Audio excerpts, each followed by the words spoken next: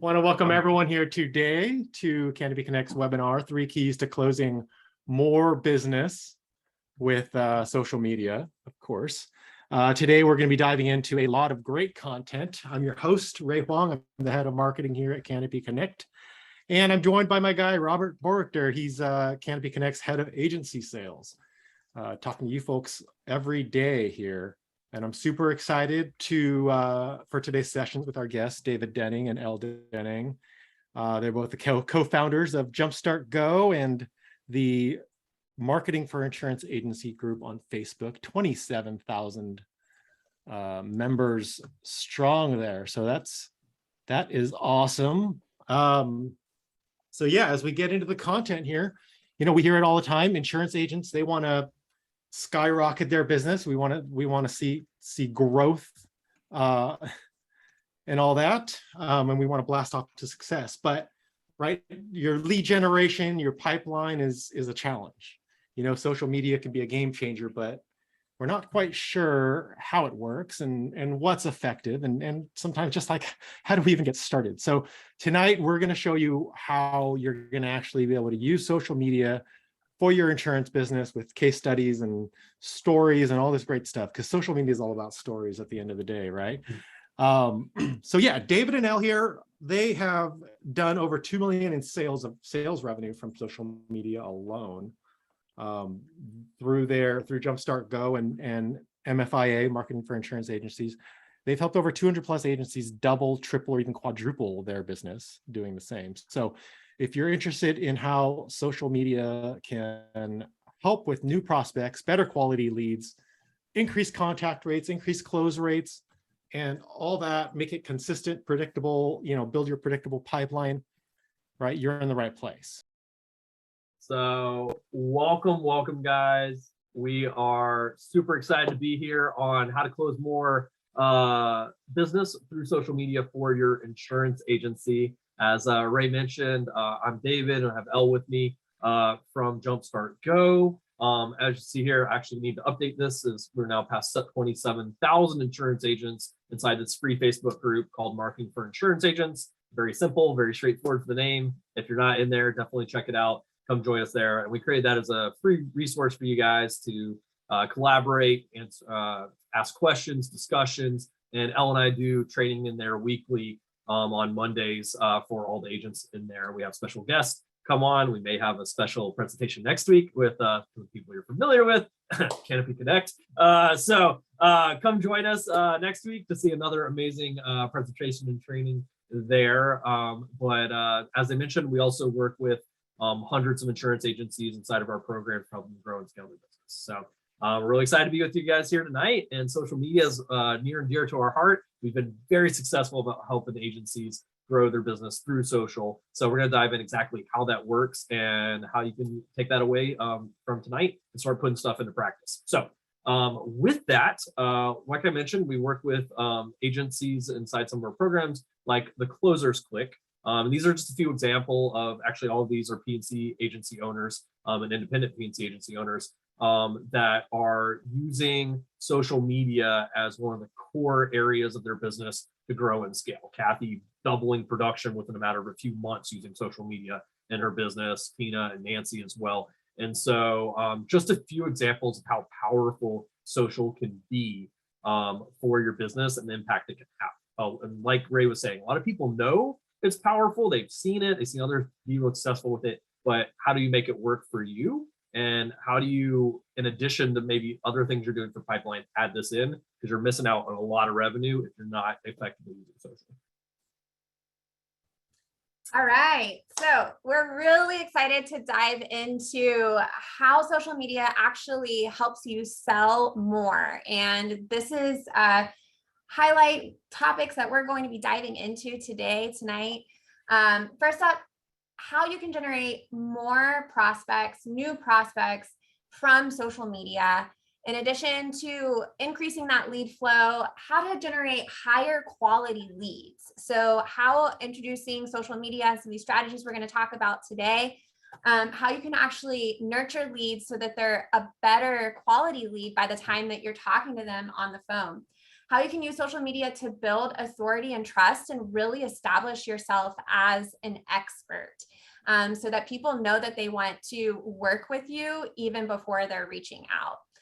Also, how you can use social media to stay top of mind. This is probably one of the number one things that we think of when we think about the power of social media, is that you are staying top of mind, showing up in that feed, so that people remember you. And so when they are ready to purchase insurance, you're that person that they're thinking of. And then education and awareness. So we're going to talk a little bit about, again, positioning yourself as that expert, but how you can really position yourself so that you are the go-to for insurance related questions, even potentially if you don't sell a specific product or a specific line of insurance, that you are the insurance person in your audience's mind and the first person that they reach out to with any insurance related question that they might have. And then we're also going to talk about how you can actually increase your close rate, how all of these things come together to, again, generate those higher quality leads, elevate the conversations that you're having. In addition to that, how you can make clients stickier. So when they're already doing business with you, how you use social media to retain clients, nurture those relationships, and make clients sticky. Awesome. So we're going to hop in right here. But before I do, just a reminder, please ask any and all questions you can think about social media, or really anything, but social media in particular in that Q&A. So we got some really solid questions to answer later on in the Q&A. If you want to make sure your question get answered, just write it in the Q&A and we'll get that answered later. So hoping to have some really good ones from you guys, and keep that chat active. I'd love to hear your thoughts as we're going through everything. So the very first thing, and one of the things people want most from using social media for the business, is new prospects, right? We want to get more flow into our pipeline. We want new opportunities, and social media allows for that. Social media is huge and very powerful, with billions of people using this, millions of your target audience and market. And so how do we leverage this? And so this is where social media opens the doors to that. Like you've got all these people gathering in places already. How do I get in here and get in front of these people and get these people to me? How do I build authority and trust? And how do I utilize this in a really powerful manner? And Nell's going to talk about a few more details in particular on this new prospect side. But just as an example, I have Olivia Appleberry. She's worked with us at the Closers Click, but she's a 19-year-old, actually joined us when she was 18, and had just gotten her insurance license, actually focusing on the life insurance side, loves Index Universal Life, IULs, and had a passion for other young people like her, maybe 20s to 35s, that have not really been taught financial literacy, definitely not life insurance, importance and stuff around that, of helping them learn these things and the importance of that. And so she started applying different social media strategies, both on Facebook, but also took it to TikTok. Like we said, there's so many platforms and there's pros and cons to each, but she knew a lot of her audience too was on TikTok. So started implementing those on TikTok and using videos there. Ended up going viral. It's got 30,000 plus followers, tons of videos with 100,000 plus views, and just a ton of people reaching out with questions, wanting her to do their insurance, sending referrals to her. So she's getting 20 to 30 life appointments a week from TikTok for free. In fact, she just wrote like a 24,000 premium IUL the other day through that. And so it's very effective. This is not ads. She's not running any ads. In fact, she's never even bought a lead. She's just using social and running an entire life agency, and now has a downline of agents too that she can support just through the power of utilizing social media. So just an example of how powerful this can be for getting a new prospects and flow into your agency. Love it. All right, so here's some keys with new prospects and some things that make social media really different than any other lead generation strategy. But one of the things about this in this particular case study just highlights it so well is how incredibly leveraged you can be with social media. So one post, for example, can reach thousands, hundreds of thousands of people. And like in Olivia's case, for example, with TikTok right now is it's really exploding as a platform, and probably one of the best platforms for specifically organic reach, which means that, you don't have to pay ad spend to reach people, just because it's a new platform, and it's actually pretty quick that people can get exposure on TikTok. And so that was Olivia's and continues to be her main source of lead gen. But as I said, one post could be seen by thousands of people.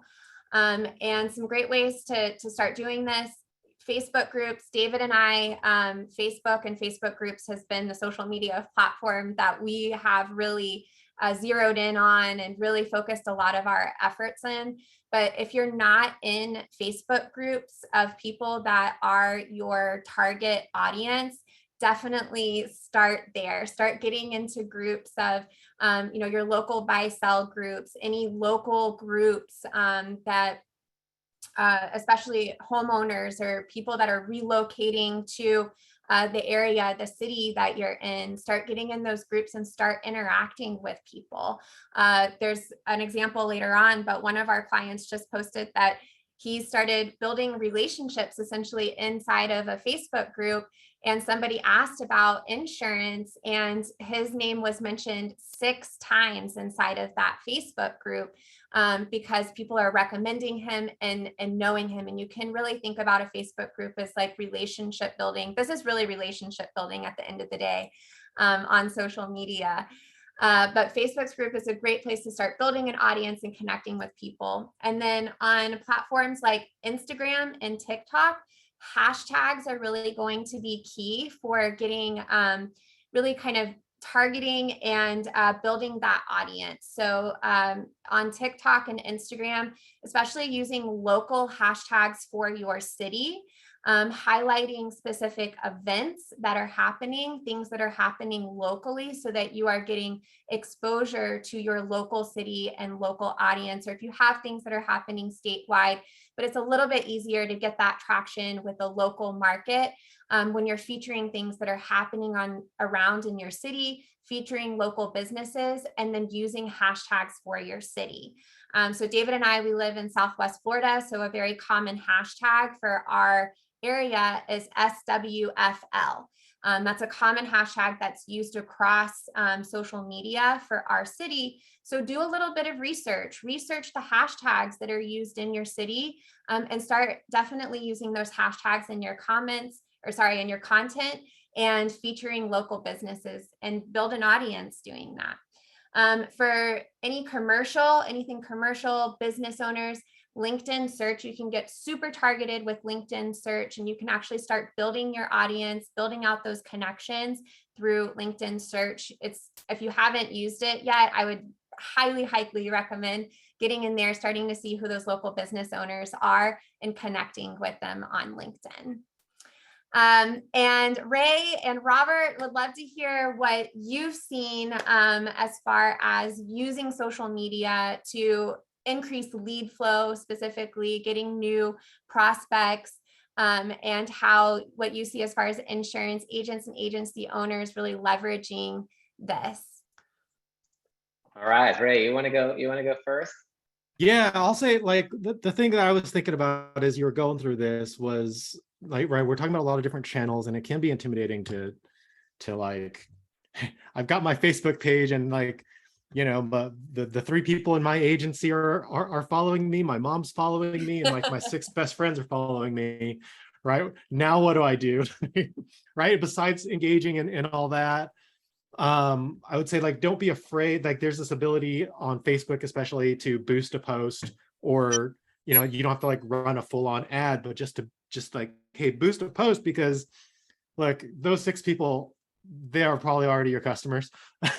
I'm guessing you want to reach beyond that, and there's some great targeting tools that you can do when you're just boosting a post. You can say, okay, I want this zip code, and I want these interests, like specific interests, so you can make sure that your people that are talking about swimming pools, right? That those are certain little indicators that maybe you can edge yourself in. And Facebook inherently, they can be a little creepy in what they know about you based on your engagement.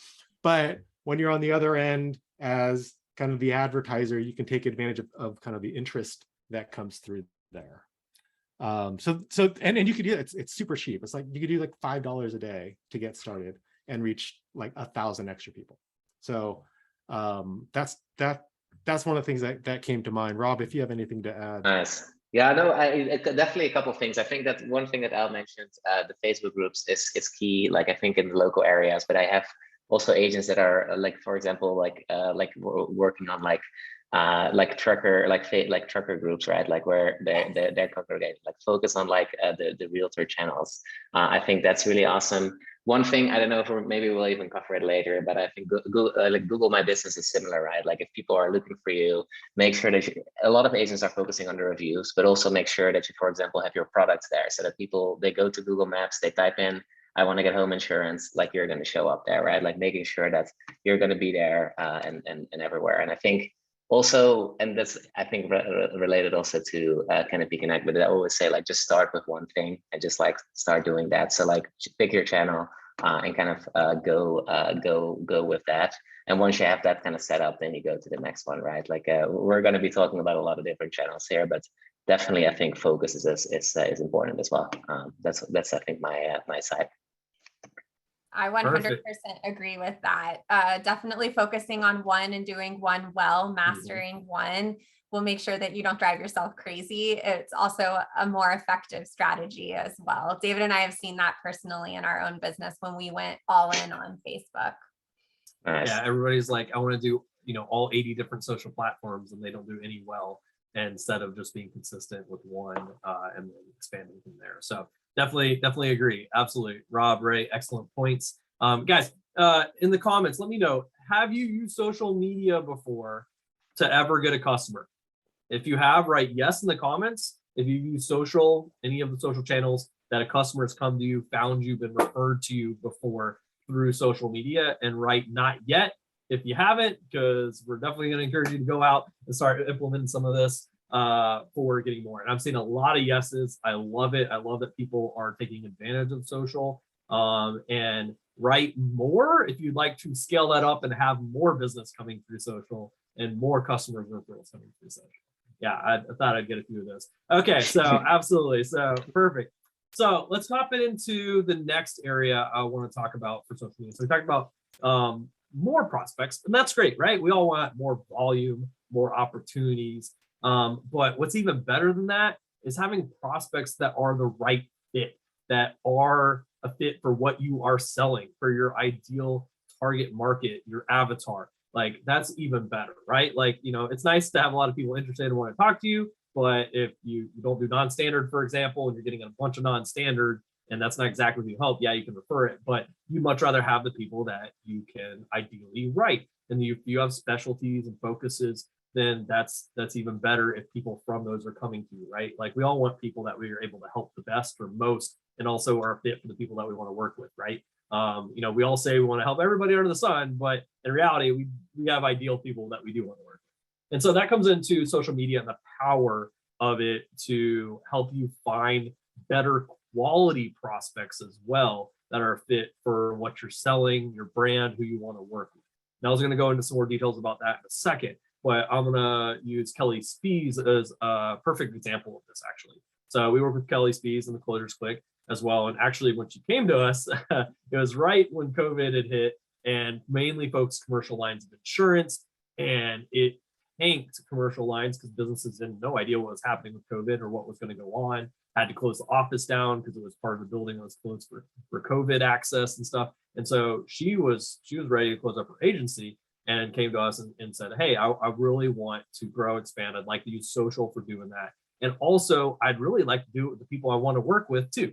So we helped her grow and expand and skyrocket that business portion. But the biggest thing with that was like she had a passion for food trucks. There's a big food truck area in her area of California. She loved them, and she loved writing the commercial insurance for those. Those were her passion. She wanted to become known as the food truck person to come to for your insurance needs. And so she started doing that on social, started doing videos with the food truck owners, highlighting different food trucks, what was going on in and around them, with tips for food truck owners and around insurance and things they needed to know. Starting doing videos with them that got them on the video, which also promoted them. But then they were like, hey, how can you help me again with insurance? Oh, that's what I need too. End up writing a ton of business with them. Became known for this food trucks, for the food trucks. And in fact, she even created a brand, Food Truck Freaks, around the food truck side of her business. And so she ended up having people across the country reach out about their food trucks to get insured and be on her videos, including food truck manufacturers reaching out to her in order to send those people purchasing those food trucks to buy insurance with her. To where now she even has a Facebook group for food truck owners that she now pulls some additional business out of. That's how powerful it is to get a very specific fit and become known as an authority in a specialty area of yours, which is even better when you can niche and become known for that niche. And so that's just another example of how powerful it is for even getting specific fits to you as well that are the people that you want to work with. Good stuff. So some keys for right fit leads on social media, especially if you are doing this organically and not, paying for ads. Well, if you're paying for ads still, you still need to know who you're talking to. So one of the things that we help our clients with a lot is helping them develop a niche beyond like, I can help anybody, like what Kelly did. And really the power of having a niche is like what Ray was saying earlier, so that you actually know if there's an interest in swimming pools, for example, or they have swimming pools, that you would know that your ideal client would have a swimming pool or has a swimming pool business. If maybe that you're going after landscapers and maintenance and repair people, and that's your niche. So there's so many different people, there's so many different types of niches out there. And really when you start to develop the who you're actually helping, you can get a lot more clear on your marketing strategy. You know how to set up that targeting and the demographics if you are running paid ads. And then on the organic side, if you're going into Facebook groups, if you're featuring specific types of content, you're basically going to know the content that you should be developing. You will know the Facebook groups. Like Robert was saying, that having clients that focus on the trucking industry, for example, getting into those trucking groups, or like Kelly getting into food truck groups. She knows which groups and how to position her content because she knows who she's talking to. So it really gives you that like action plan, if you will. It gives you a lot of clarity in doing that. And when you're developing a niche, it's really important, first off, that you have product market fit, so that the carriers that you represent, the products that you sell actually fit the market that you're going after. So that was obviously key for Kelly. Like if she didn't have carriers that she could write for food trucks, then food trucks obviously wouldn't be a good niche for her. So really knowing your products well and knowing the specific problems that you're solving with those products and why those, what makes them stand out is really going to help you in communicating that in your marketing, and then telling stories that relate to the market. So Ray was said that at the beginning of this talk here, of that a lot of social media is storytelling. So being able to relate those stories to the market, to the niche that you're really targeting, is going to help you stand out, and again, help position you as that authority, that go-to for their specific issues and problems that they're experiencing, either in their business, in their home, and in their lives, with those insurance related needs that they have. And then it also helps you be hyper focused and connecting with people in that market. Like we said, it can be so overwhelming to focus on everybody and every single channel. So the more specific you are with your strategy on the who and knowing what channels to go after, really the more confident you'll feel, because you'll have more clarity around who you're targeting this message to. So I know we've kind of already talked a little bit about this, but Ray and Robert, I'd love to hear what you've seen specifically on this as far as targeting not only volume of leads, but the right leads from your side as well. Yeah, and the targeting is important and all that, and I think also the like what you're saying, what you're putting out there. If you're constantly out there and just pitching and pitching and pitching, right? That's not what anyone wants to hear and see, and they'll tune out, and they're, you know, they'll hit the unsubscribe or the unfollow button Sure. on you. So that, you know, there's this marketing rule out there called the 411 rule, which has out of 6 posts, right? 4 should be either entertaining, educational, or informative, of that nature. It's all give.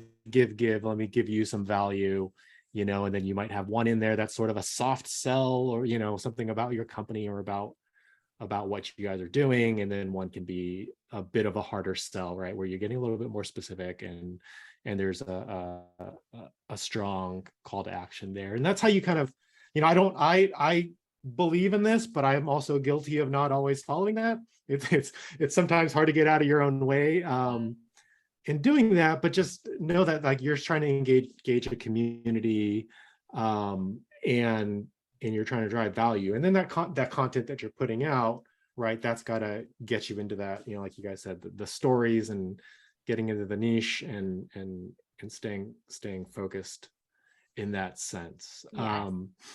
Yeah, so, and I've seen this, there was a great I can't remember his agency, but this guy was putting out videos that was basically going into different little sections of a homeowner's policy and just explaining what it means, right? Like like you guys know, or should know, you know, what they are, but like customers don't, right? Like, what does this mean? What does the, you know, insurance, see, I don't even know it. See, I don't know it well enough, right? But when we're talking about, like, okay, why is this covered? Why is this not covered, right? If this breaks in my house, that's covered. If there's a flood, that's not covered, because that's separate. And most people, you know, they might have a very high level understanding, but that can, you know, help show them that you are an expert, and position yourself that way. Nice. Yeah, no, that I was going to say that, like, I think from, like, as a consumer in insurance, like, I think the key thing you're looking for is just to basically understand more. So I think that, like, really driving like a lot of content around, like, what, like, actually insurance can actually do for you, and explaining, I think, can be really good content. And then one other thing, like, if you're going more towards the close, like, I see some agents posting kind of like insurance reviews, right? Like, hey, I can help you with an insurance review. I think that's a very good way to be like, hey, look, I'm a consultant, I can help you potentially save money, but also maybe get you better coverage. And I think that that's kind of more going more towards that harder sell, like, once you establish kind of that trust, being the like posting about, like, more educational content, then going into, like, hey, let's go and do this review. Like, there was, like, an example yesterday from one of the agents that was using a Canopy link and was like, hey, let's do an insurance review, and like, book that here. So just super simple, just an example, but I think that that's really where you can kind of earn that business. Love it. Perfect. Love it. Thanks, Ray. Thanks, Robert. Guys, is this all making sense? Are you guys tracking with us? You getting value from this, right? Yes, in the comments if this is making sense. If you're following along, you're getting value out of this and understanding this. And yes, and definitely keep the questions going. William, I think I just saw your question. Make sure to drop that in the Q&A. We'll get that answered in the Q&A in just a little bit. So awesome, making sense. People are tracking, people are getting value. So let's keep this rolling. All right, so we talked about how social can help with getting more prospects, and we talked about how it can help with getting better prospects. And now we're going to talk about another way to use social, which we depended on a little bit already, but using social for education awareness. Like Ray pointed out, customers don't know fly and flip about anything about insurance in general. It's something they don't want to think about. something they definitely are not interested in paying attention to. Hey, just going through some of the questions on like the insurance licensing and stuff like that, put you straight to sleep. That's perfect read right before bed. But guarantee customers are not going through that, don't understand the differences. They hear words like full coverage, they think that's a real thing and everything. And that's why the education awareness is so important. And really what helps with bringing prospects, clients, referrals, and referral partners to you is through being able to do this effectively, right? Like no one wants to buy things they don't understand, or things that they feel like people are talking down to them for, like not explaining to them, that they think are confusing. They don't know what they're getting, so they're afraid to partner with their money for that, all that sort of stuff. And that's where education awareness comes in, and is so key. And I'll kind of share some more on that in a second, on some details around that. But this is one of the biggest areas we've seen as part of the social strategies agents implement so effectively, and it has been so huge for driving business to them. And that is the education and awareness components of that, especially through video. We're huge proponents of video marketing and using video, whether it's recorded, whether it's Facebook Live, Reels, TikToks, whatever that is, because it's one of the best ways to build up trust and authority, but also to explain something, right? Like if you're gonna explain something, explaining on a video where they can see you, hear you, use an illustration if you need to, is so much more clear and able to learn from that than just reading a super long post. Let's be honest, no one wants to read a post. People's attention is like a goldfish now. It's, butterfly, whatever. And so right now, education awareness is key. And so as an example of that, Christy Schultz, who worked in Closures Click, is actually a perfect example of this. And so she came in working with us as a brand new remote producer that had never sold anything really, didn't come from sales, just gotten licensed, and was coming into an established P&C agency that focused just on commercial, didn't do personal lines,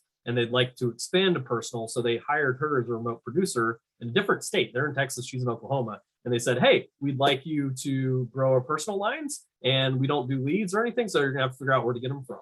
And so she came in and started implementing these social strategies, because she was like, how am I going to get people, about to have a baby? How am I going to get people in a whole other state and sell them if I don't have anybody to get in front of? And so that's where we showed her on social, which she didn't even create a whole nother, Facebook profile to put stuff in place, but she started doing educational content and videos on social, explaining things, explaining policies. So like we're like her second month as a producer in personal line, she's doing 40,000 in premium.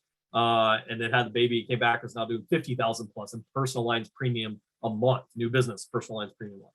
And this is just from social, just from doing videos and social stuff on social strategies on there. And she'll just have people come to her, be like, oh, that makes so much sense.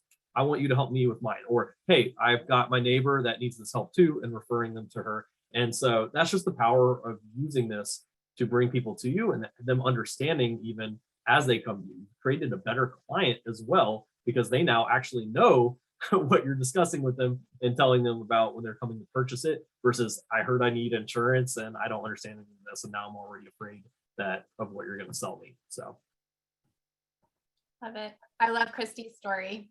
Yep, very powerful.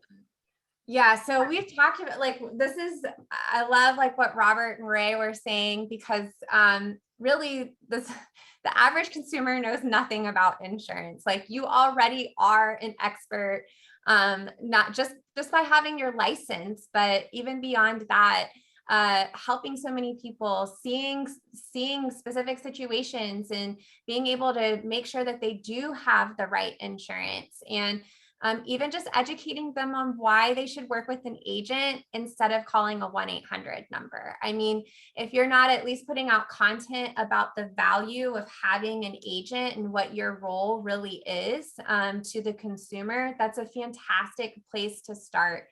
And a lot of people don't even know about the problem that they have. So it's also educating them about the problem as well. So that's a great example of like why you should even have an agent. What's the problem of dialing 1-800 and, buying your insurance that way?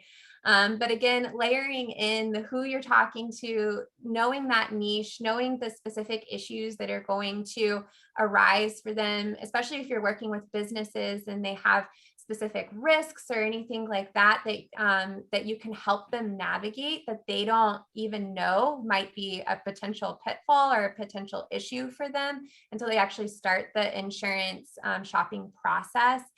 So letting them know what to expect, and that's really going to position you as, again, that expert. And then help them understand why your products are the solution. So first educating them about the problem, and then why the product that you sell is the solution to that problem. And then, of course, you're going to stay top of mind with valuable information. Again, this goes back to building that relationship in a way, and exactly the example that Ray gave earlier, as far as that you're giving that helpful, useful information. So you're give, ask. That idea of providing that value before you're even asking them to take a next step or anything like that, then you're really in their minds going to position yourself as that go-to person that they feel like they can reach out to with those questions. And also, like Christy with her videos, she'll put her links like right there in her videos as well, and people will go do and go right through their Canopy links and go ahead and start that process. It's so easy for her as far as getting those deck pages right away off of a social media video that she's doing. So even just incorporating your Canopy links into the social media content that you're doing, and making it easy for people to take that next step when you do have that ask. So letting them know about the problem, letting them know about how your products are the solution, and then letting them know that next step and how they can take that next step of getting that information. So I know we've talked a little bit about this already, Ray and Robert, but would love to see how you, like case studies that you guys see with your clients that are using this process of education and letting people know about not only the problem, but the solution, and then that next step. Yeah, I've got a great example. This one came up in our Canopy Connectors Facebook group. So shout out to our community in there, from Hutton Spiller Insurance. And he had this great post. It was simple, but super effective, I think. And it was basically a real quote that he did. And he just did a side by side. He said, this is what one of the just major insurance companies has, and then like the rate that he was able to get and the coverages, and just did a side by side, right? Like coverages, he was able to get like 50% more coverage on the homeowner's insurance, lower deductible, these things. This was excluded from that contract. This one was included, and then the rate was $500 cheaper. And a lot of people don't kind of realize that there's other options in there, especially for the independent agencies that where you can shop a deal around.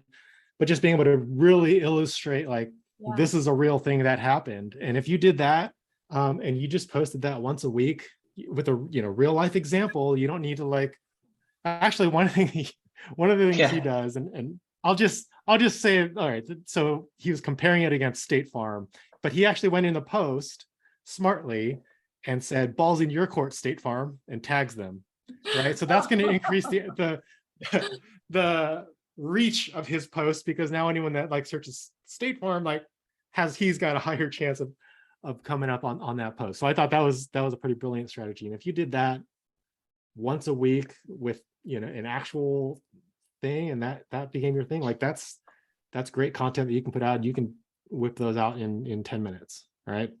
So I think insurance reviews with Ray. Yeah, nice. I like it.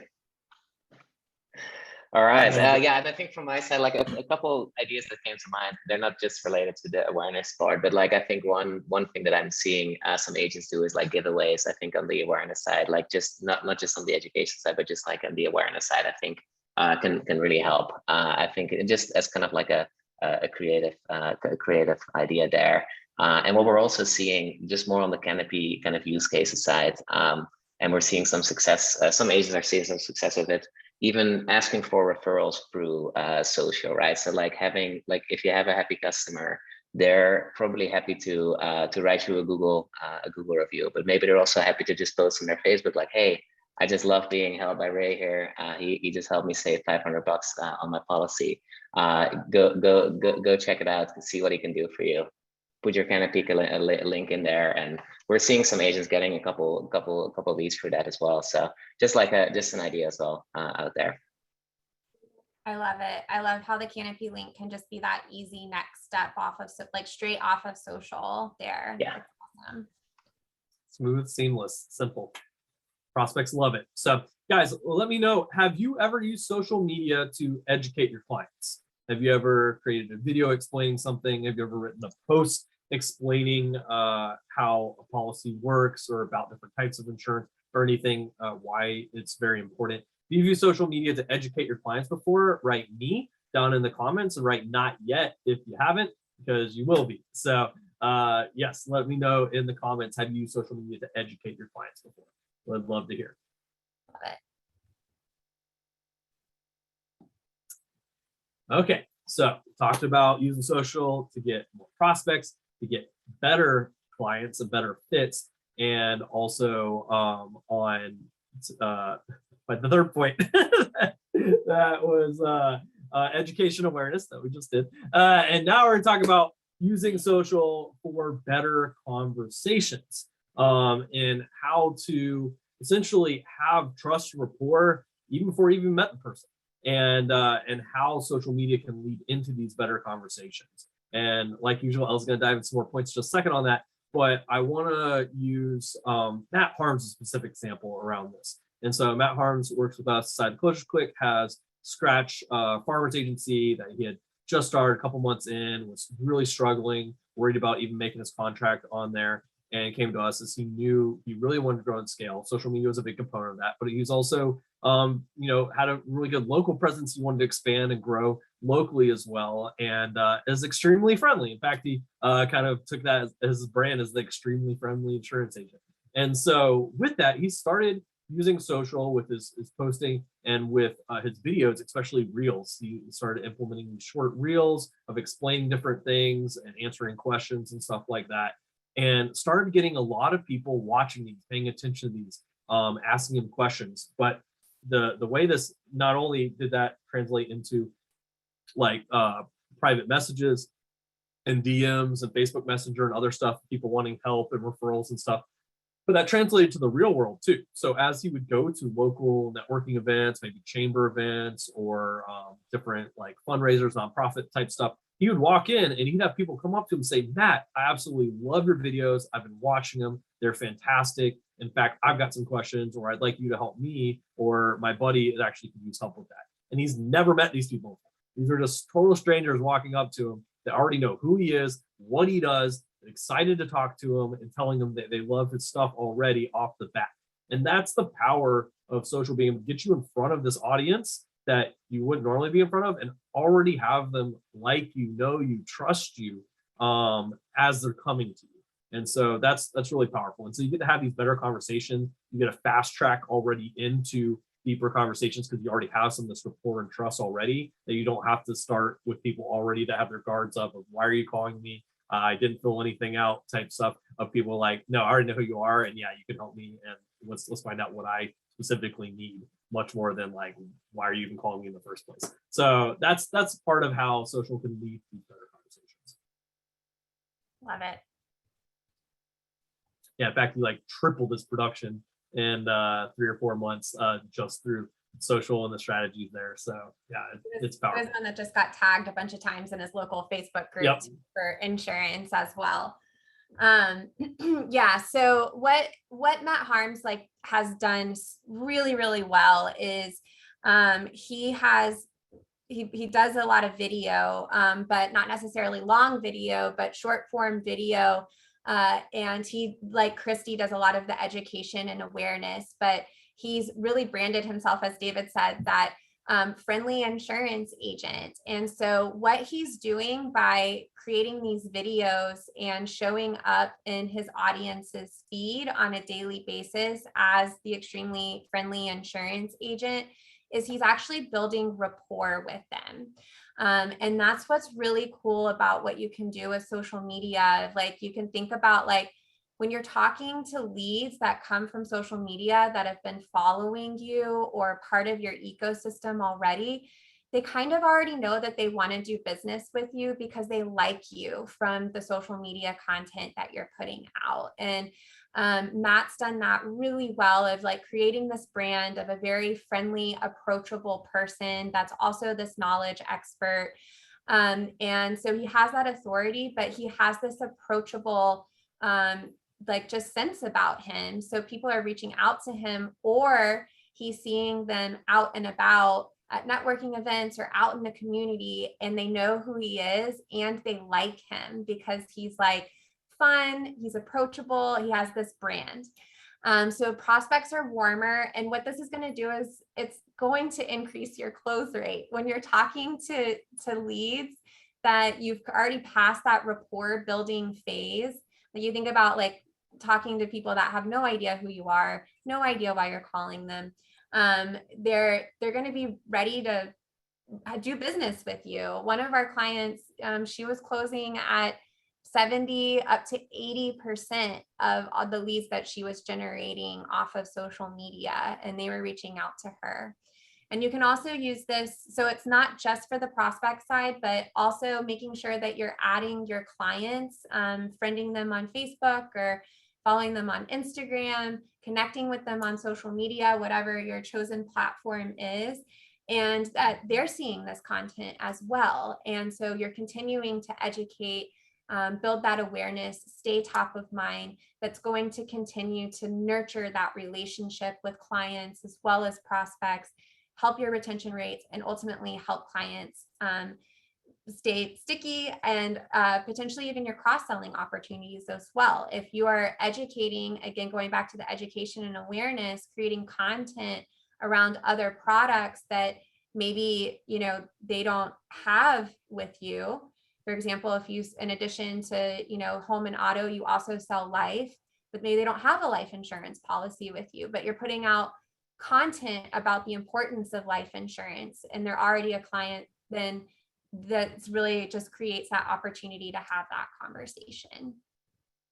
Ray, Robert, you guys have anything you want to add to this as far as having better conversations through social media? Yeah, I think that the key point that you hit on there is, I mean, all of it is great, but building that rapport and, you know, authenticity and authority, and doing that at a certain scale, right? More than a one-to-one, right? If you think of doing social media as going to like a local networking event, your, you know, chamber of commerce meeting that maybe you used to go to, right? It's doing that at scale every day. And being able to have those conversations, and then you're shortcutting that by getting people that do engage with you and do come to you. They're already disarmed because they're not trying to vet you anymore. Like they've already gotten past that. They've figured that out on you know, and that's, you know, in sales, that's kind of half the battle sometimes, right? To get someone to sit down with you and be interested and be present in what they came to do, versus like, I'm worried that, you know, I'm gonna get sold on something that I, you know, because I don't have a trust. I don't know who you are. I think that becomes like a critical component to that. And so to the extent that you can put out the content there that that helps that, right? Testimonials, stories from other people and your own stories, or just having those conversations and people go, hey, I feel like I had that conversation with them. That's going to help in driving that along as well.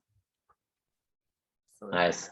Yeah, I'm not gonna add anything here. Let's get to the Q&A, guys. Oh, not quite there yet. Not quite there. We've got some. Boom. We still got some, Hold your some good stuff to add for you guys. So thanks for sticking with us so far, and we will begin the Q&A in just a few minutes. So keep asking those questions. We got a few in there. I'd like to see some more, as we'd love to provide a bunch of value during that Q&A for you guys too. So keep asking your questions. We'll answer this in just a second. In the meantime, let me know, have you ever had someone come up to you in person or online and say they've seen your content, they love it, that you've never even met before? Right? Yes, if you've had that happen to you before, And right, not yet, if you haven't had it happen yet, because we're gonna keep on talking about social and how you can make that happen. So Fletcher, great question. Please ask that in the Q&A and we'll make sure to get that answered in a second. So let's talk about getting started selling on social media. So the key things you need to know, some of the basics, some of the stuff to get started. We're gonna dive into this because I think a lot of people have maybe even tried social a little bit and maybe run into not really finding it super effective or how it works. And I think a lot of this comes down to some key understandings of how it works in the first place. So let me know in the comments real quick. I'm very curious. I would think a lot of people would get this, but maybe not. Let me know, how does Facebook make money? And we'll take all all social media platforms make it away. All social media platforms, but Facebook also, like, how do they make money? Write it in the comments. Connie already got it. And so, as well as Chris, ads, right? Ads is how Facebook makes their money. They got a bunch of people and they make their money through ads, through advertisers paying for ad space.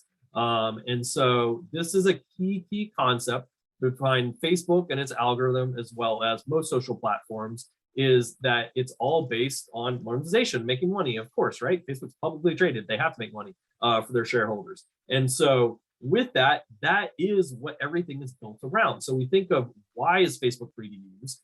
Why are all these social platforms free to use?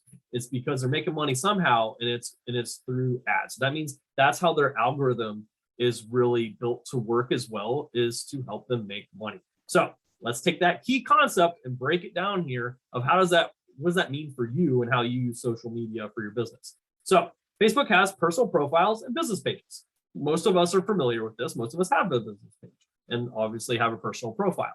Now, the key difference is, a lot of people have this, conception of like, hey, my business profile is for my business, personal profile is for my personal, and that's how it works. So with my business page for my business, I'm gonna post my business stuff on there. I'm gonna do my videos of me explaining insurance concepts, what's going on at my business, ask people for policy reviews, all that kind of stuff. I'm gonna do it on my business page. And then it's crickets, silence, no one's seeing it. Maybe you get one like or whatever, and you're like, yay, someone liked it. And you're like, well, okay, I'm just gonna get a bunch of people liking this page and following this page. And you try to build up all these followers, you get 1,000 followers, and still crickets or whatever. And you're like, okay, well, I don't know what to do here. Like, I'm not getting people here. And that's because Facebook isn't stupid, guys. Like, Facebook does not want to get your business content in front of people for free. They want you to pay for ads. They want you to post. And so when you post on your business page, you're lucky if 1 to maybe 3%. That's very generous. So even more, closer to like 1% or less of the people following, liking, engaged in your page are actually seeing it. That means if you got 1,000 people following your page, I mean, you're lucky if 10 people are seeing a post. So yeah, this is not effective, guys. And it's not built to be that way, because Facebook wants us money. It's going to get paid. And so it wants you to run ads. And so let's talk about the exact opposite of this. And this is why when people are doing social strategies on the business pages, they don't work that well and effectively. Also think about users and how they use Facebook. Do you on Facebook go on and just start going through a bunch of business pages and looking at business content? No, you don't. You only end up on a business page only if you meant to end up on a business page.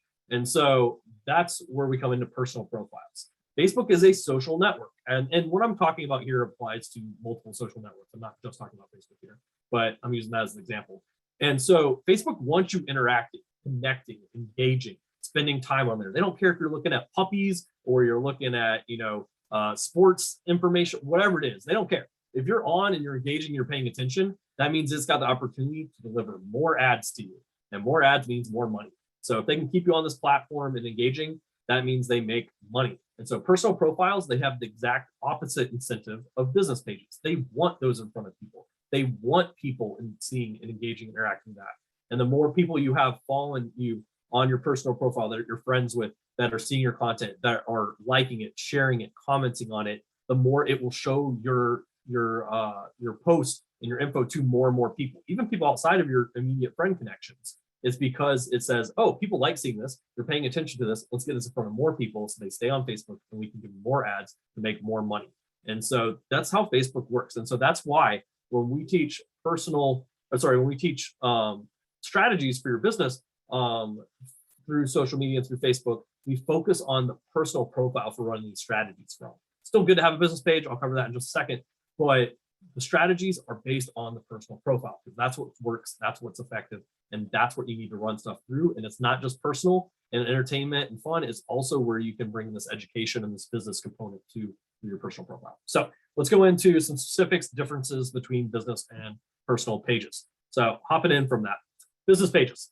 Okay, should you still have them? Yes, absolutely. Still good. The serve a purpose, but the purpose isn't what you think. The purpose is not for prospects and leads and referrals to flow in. That's not what happens with business pages. Business pages serve a purpose of that they're branded to your business. So it's all about your business. It's got all your info for your business. It's how people can find how to get in contact, but how to reach out to you, information about your business, where it's located, all that kind of stuff. It's social proof. They can look at reviews there, start seeing what have people experiences been like with you. Do you have reviews? They can see some posts there. Like, yes, you should still have some content on there. Oh, they're still in business. They posted in the last week or few days. Like they're around and they've got some content here and stuff like that. And this is where they either shoot you a message, they come to a website, or any of that sort of stuff. It comes through the business page.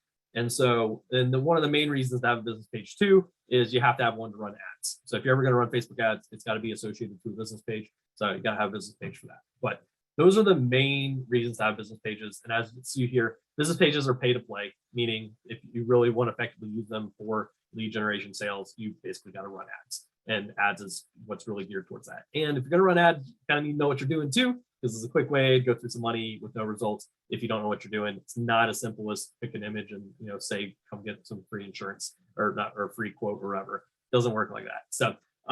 So that's the info around business pages. So now let's focus on personal profiles. So personal pages or personal profiles.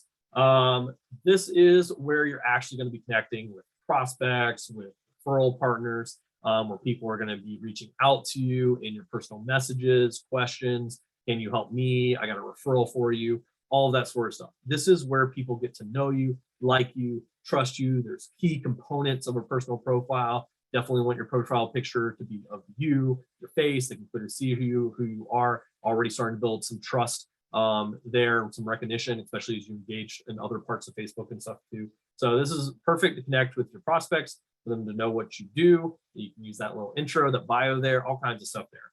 But this is where you build trust rapport. This is where they see you're a real person, right? Like people work with people. They don't work with companies. Like they don't care about the companies. They may recognize the name of a company like a State Farm or Farm, but that's not who they work with. They work with an agent, an agency owner, and that's what they come, who they connect with, and who they trust, and who they're actually going to be purchasing insurance through.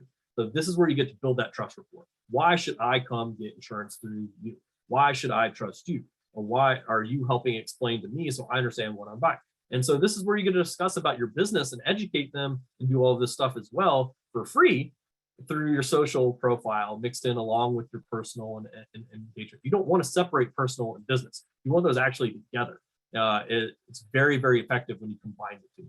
So, this is personal pages. You're going to share both personal and business related content, and think of it almost like a networking event. Like you don't just go to a networking event, walk up to someone, hey, want some insurance? Or hey, send me some people to buy insurance from me. Like that doesn't work. That's not going to be effective. In fact, granted, I've seen people do it at events, and yes, people run away from them very quickly. You go in, you actually have a conversation. You get to know them. You talk to them. You connect on a personal level too. Hobbies, interests, stuff about the local area, whatever it is. Same thing with a personal profile. Think of it like networking. I'm both connecting both personally and business side as I'm utilizing my social strategies on my personal profile. Love it. And some examples for what to use. This goes back to what Ray was talking about, that 411. You want to use both personal and business. You want to also include those value posts as well. So it's really going to be these types of personal posts that are going to build rapport. Like we were talking about Matt Harms earlier, that extremely friendly insurance agent. So sharing life, sharing hobbies, being fun, being entertaining, sharing what's going on in the office, sharing, fun things from your life as well as business. So these are going to be your posts that are going to serve as highly engaging posts. These are going to be the posts that the algorithm is going to favor and push out more. And then using that in conjunction with business posts, this is Matt Harms here. This is where you're going to do that, building your authority, educating, and pulling out interested people with those conversations as well. So these posts are not going to get as much engagement.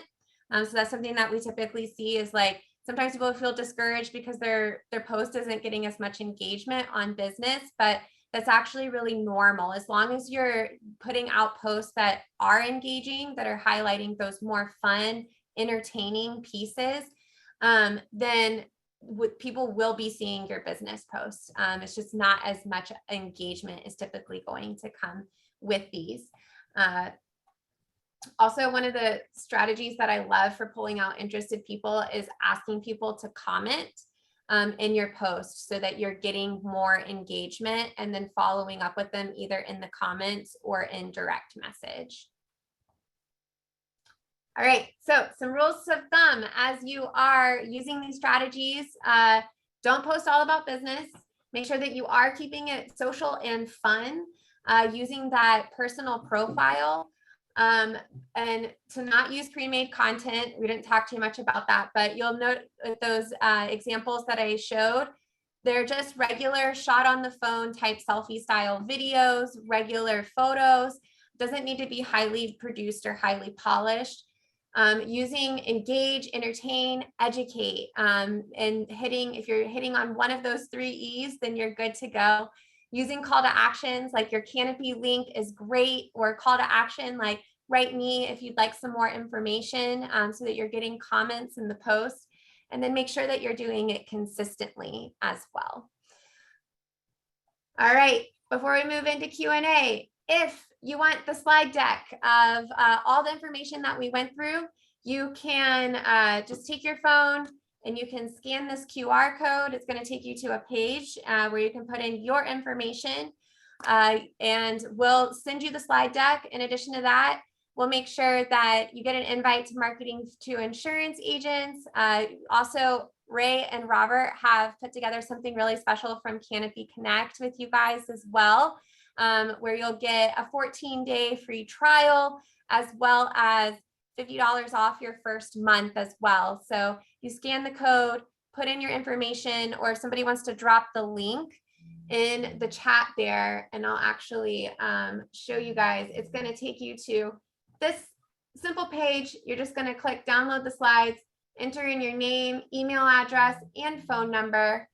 And then you'll get an email right away, or you should get an email right away, and a text message from us, making sure that you get all of the resources from the presentation. I think we're also including a case study on how Christy Schultz hit that 40K in production a month, just using video and social media. I think we're good to move into Q&A. I know there were a lot coming through, and I know that was a lot of information too. Shane, I'm just gonna go through the order that these are in. Shane was asking, do you ever see insurance agents successfully use influencers to drive business? Ray, Robert, I'll let you in just a second with that too. But yes, influencers are powerful and useful, but you got to have a strategy when you work with influencers, and you got to vet for sure. A lot of people claim to be influencers, and they may even have a large amount of what looks like followers, but are they real followers, and are they actually your target audience and who you're wanting to get in front of?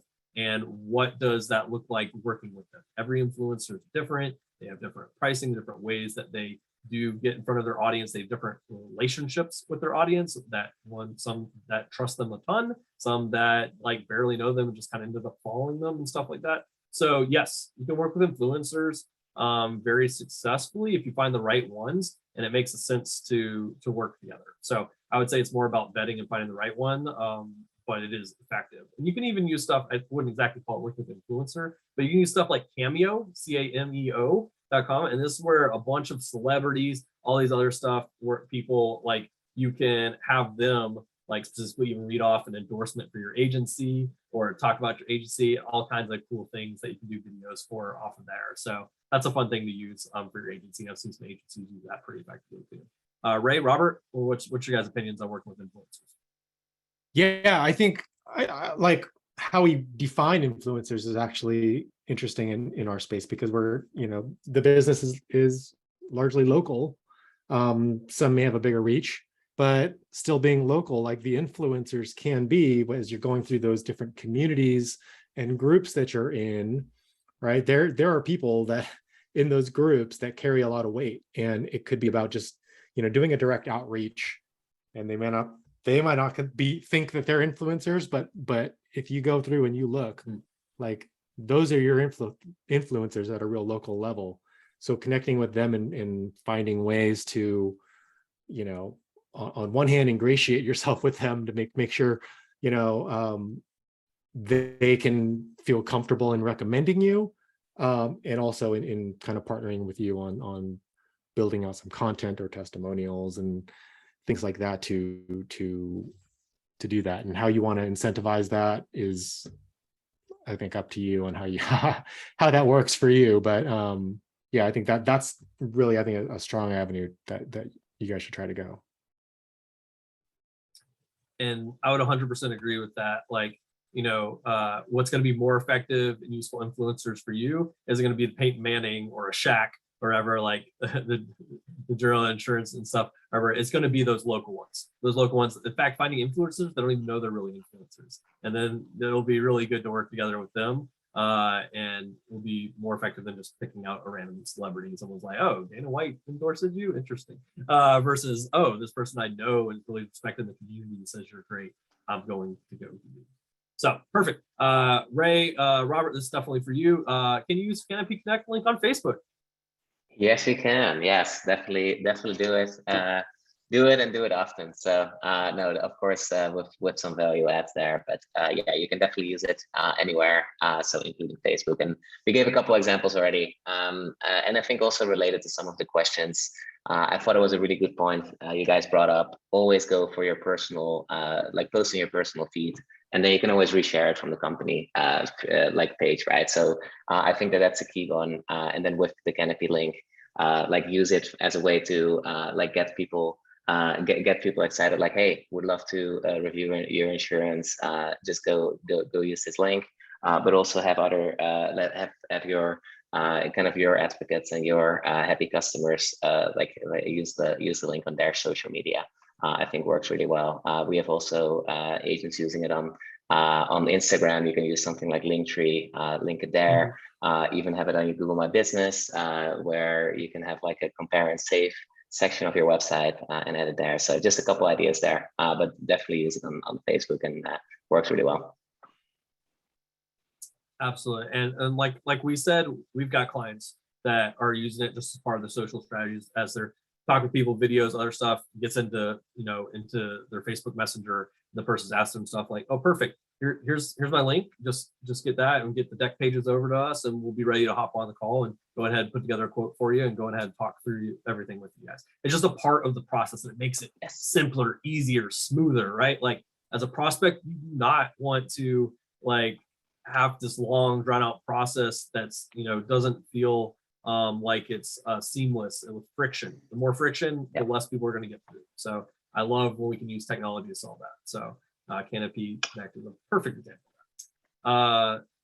Zebulon Davis and El, this is a really good one. I think El would be great at this one. How do you determine your niche in the industry? Would you create polls, survey questions within groups, determine specific market areas you hyper focus on? El, what goes into a niche, target market, a brand?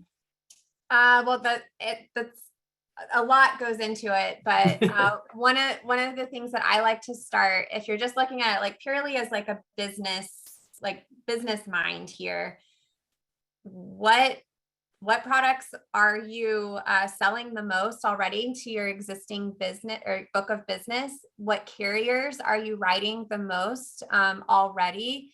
And what is their specific appetite really, and understanding that, and then starting to think about your local area or even statewide, who fits in that demographic, and then starting to think about a niche as part of that. So shared characteristics, values, life stage that people have that you can really start speaking to. So my brain's a little bit analytical. I really like to focus in on like what makes sense, obviously, for the business and looking at numbers behind that. So the easiest thing, in my opinion, is to evaluate your existing book of business if you have one. But like in the case of Kelly Spees, she was really passionate about hospitality and the hospitality industry already. And really liked the idea of building these relationships with food trucks. So that was a passion that she had and an interest that she had that she really leaned into to develop a strong brand. So there's not necessarily one right answer for that, but you do want to make sure it is people that you enjoy working with, that you've got the carriers and you've got the products that are a good fit to sell to, and that you have access to that market and that it's a big enough market to sell to as well. I call it like the Goldilocks test. You don't want to get so big that you're servicing everybody or trying to target everybody, but you don't want to go so small that the market is so small that there's not enough people really to market to. So you really want to find that sweet spot. The Goldilocks test is what I call it. I love it. And I also like when it's related to what you're, maybe even if you can relate to something that you're passionate about, that you're knowledgeable on and stuff like that too, which makes it even so much easier. Obviously your passion come across that way too. Like we have a client doing life insurance, and her target market's middle to upper class women that also love shopping, which she's passionate about too. And so she just did videos on the education between term life and whole life using designer handbags as the analogy and metaphors behind that. And I guarantee it crushed with her target audience, that all made sense. And like, who wants to listen to term versus whole life? Oh, now it's with designer handbags that I understand. Now all this makes sense to me. That an agent who can explain it in a way that makes sense, that it's something I love, that's who I'm working with for sure. So just thinking about like that too, it helps a ton. Let's see, Devin Shaw. Good ideas and info. One of the ways of execution of these strategies can you guys help with? Canopy Connect, certainly, with making it smoother, easier in your process, especially connecting to customers through collecting information you need from them, be able to quote them, help them. There's a lot of info. In fact, if you haven't checked out Canopy, definitely go check it out. And it's a game changer for your business for sure. And then for us, that's what we help with. I mean, we specifically help with all of these strategies in depth and the help and support around that community of agency owners growing and scaling their businesses through this, that are supporting each other, sending referrals to each other. We got live support and trainings, unlimited one-on-one coaching as part of the program and stuff like that. So we help in depth. This is not, we don't have just like a course, like we have a dedicated program where we have success. We actually guarantee at least an additional 10,000 commissions and stuff through that too. So we help in depth, Devin. If you, in fact, a great place is just even go into the free Facebook group, Market for Insurance Agents, and we do regular trainings and stuff in there. If you like us, you'd like to work with us, you'd like to work with us more in depth to do that, we can definitely make that happen. In fact, definitely come to that group because we have our guest, Ryan Robert, joining us there next week. So you want to make sure you're there for next week. It's going to be an awesome webinar we're going to be doing with them. And they've got amazing stuff they're going to be sharing with you there too. So definitely come check it out. Anonymous is asking, and I'm not a lawyer, so any legal ramifications for posting a State Farm quote online and comparing your quote to it? Not a lawyer. I'm not giving legal advice, but I don't see really any issue unless there's customer info on there that you obviously shouldn't be posting publicly, especially without permission. If you're using State Farm in a comparison or you ran some quotes and that you're comparing stuff, I don't particularly see any legal issue. Now, if you're disparaging them and some other stuff, then I'd be very careful and probably would be a legal issue. But just posting quotes and the difference in pricing, I mean, that's realistic. That's a true quote you ran. So, Ray, Robert, I'm not a lawyer, but what do you guys think? I'll also preface with the I'm not a lawyer aspect, but yeah, I think generally speaking, don't use their logo, right? If you just write their name, it's generally fine, and you're doing a truthful comparison. Don't make stuff up, because that's part of just being a trustworthy person. But also, if there was some legal thing that came up, you can, if you collected that State Farm policy through your Canopy Connect link, shameless plug, right? You can say, hey, here's the policy and here's our quote. Nothing, they're all facts right here. And there's nothing that, against doing that. As far as I know, I am not a Yeah. lawyer. Stick to facts. You can't facts are facts. And yes, even State Farm agents can't use their logo without permission either. So definitely don't use the logo. You're probably opening yourself up to a little bit of their stuff there. And honestly, I find more effective is actually keeping more of the concentration on you and the value you provide and things you solve and savings that you're making happen, more so than like specifically calling out other businesses and giving attention to them. Although I see how that could be an effective strategy there. Okay, Fletcher, what's the appropriate length for Facebook videos? Good question, because there is not an exact length. So it all depends what you're using them for, what you're covering. I would say it varies, and it's also good to have variable length. Anything from 30 seconds to sometimes an hour. Like we do Facebook Lives that are usually an hour. Like this has been over an hour, but we'll do Facebook Lives over an hour. But we'll also do 30-second TikTok videos or Reels too. So it depends what you're using it for. You're explaining it. You're just, hey, one quick fact, cool, 30-second video, whatever, that's fine. You're explaining one concept, okay, 3 to 5 minute video, that's fine. You're going to be doing a whole breakdown of what goes into an insurance policy and what each thing means. That might be a longer webinar there. So it just depends. There isn't like an exact length. So hopefully I answered your question, Fletcher. Although I know it's nice to be like, 2 minutes, 2 minutes every time. Just 2 minutes is a magic number. It's not a magic. Fletcher had a follow-up question there on whether he should post that video to his personal profile or share it on his business Facebook page. Yes, and definitely always originate through your personal profile. Don't share from your business page to your personal profile. Facebook still knows it's from your business page. It's still not going to get much reach. So always post to your personal profile, and then you can either also go post it on your business profile or share it to your business page or wherever if you wanted to. I would say every so often, if it's a key piece of content that explains something really well on the insurance side, put it on your business page. Maybe 1 or 2 posts a week on there. As you don't need to share everything from your personal profile on your business page. The main stuff that's going to be working is off your personal. So and yes, and also back to the length. It also depends at what stage. If they're newer and they're just getting introduced to you and stuff like that, that's why shorter videos are great. That they may watch 30 seconds or a minute on something, but they're not going to hop on a 30-minute, hour-long video and stuff and pay attention to that, especially on a platform like Facebook where they get notifications of cats and babies and other stuff they're going to go look at forever. So you might need a little bit shorter to get them introduced to you. But then if you got enough of an audience, you want to go in depth on something, you got this interest from them, you can go longer on that. William, I'll say generally you do want to you want to start strong, right? Because that first 5 seconds, 30 seconds is going to be what determines if they decide to stick around for the 2-minute video, if that was what it was. And if your first 2 minutes is great, they'll stick around for another 8, 10, an hour, right?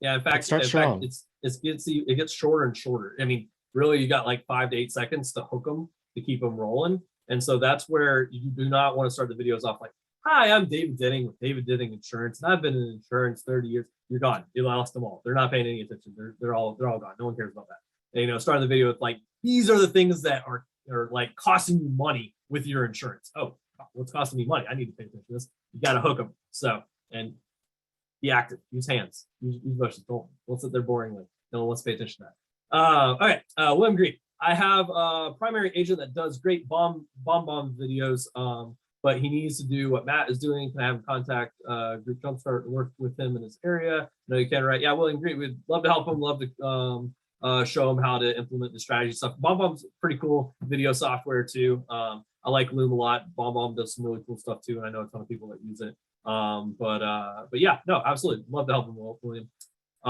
Zach Mungus. Any tips on email marketing? Wow, that's a very broad topic. Elle's actually been doing a bunch of training on email marketing for our clients and stuff recently. Elle, you want to give like 1 or 2, maybe some email marketing things? I know you could sit here and you have for hours talk on this, but let's keep this a little shorter. Yeah, this is a whole nother topic, but email, make sure you're using email, like email your people. That's one thing, email your list. But I think a lot of times we put a lot of effort into creating very beautiful like marketing emails when really we should focus more on generating conversation. So one of the email marketing strategies that I love is emailing very simple questions to the list. Not like any photos or anything like that, maybe just your signature line so that it looks like an email that's coming just like a personal email to them. And, you know, really prompt responses back in email and have conversation with them. So think about it as a way to generate conversation. I think is probably my number one tip on email marketing, and something that we see that's working in 2022 when so many people are getting so many emails, and a way to kind of cut through the noise and actually move that closer to a sales conversation. And I don't think this one made it onto here before we do this, Steve's last question, but Yvonne was asking, you know, where we get information with that 411 method? Ray, I know you've mentioned that a few times. Where would they be able to find some more information about 411? Yeah, Oh, you posted. You posted. Yeah, no, well, I totally think I missed sent that it privately. I sent that privately, but honestly, it's not a new framework. It's been around since like 2010. So just go into Google, type 411 as like 4-1-1 marketing or something, and there will be like 5,000 articles about it. and there's a lot of, you know, social media, you know, people kind of have similar takes, like Gary V. I think it's kind of falls in line with his jab hook and stuff like that. It's, you know, Yeah, lead with value and then bring in the business is the, you know, kind of concept behind that. yeah, but if they all fall with the same premise, I think, generally, right? Like basically, don't talk all about business and leave the business, and you'll have more success. Right. It's definitely so. So Steve, with a really good question: how do you project passion online? What avenues would you take to show that you're on social media and to let people know what you do and what you're so passionate about?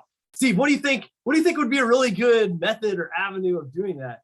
Would it be like video and doing video, letting people see you and hear you and know that you're passionate, that you love insurance, you love helping people save money, and that you're talking about that and communicating it? They get to see you with that and know that you're just passionate and excited about it. Like, does any of that come across with what we're doing on video here a little bit? So that would be my number one thing, Steve, is video. More and more video, more and more of you putting yourself on video out there for them, showing them, letting them hear you, letting them see you, talk about things, tell stories about how you've helped people and the impact that that's had, and doing that through video.